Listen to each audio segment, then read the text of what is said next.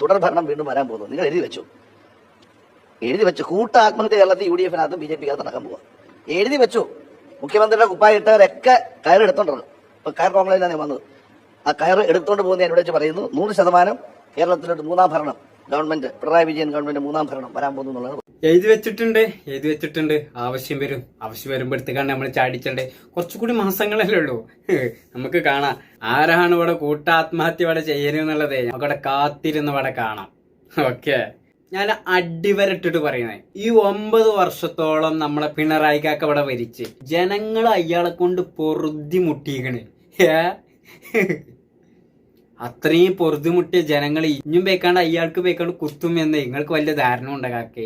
നിങ്ങൾക്ക് അങ്ങനെ ധാരണ ഉണ്ട് എന്നുണ്ടെങ്കിൽ നിങ്ങളെ വെറും ധാരണകൾ മാത്രമാണത്. നിങ്ങളെ അന്നും ഇവിടെ കാണണം കേട്ടോ.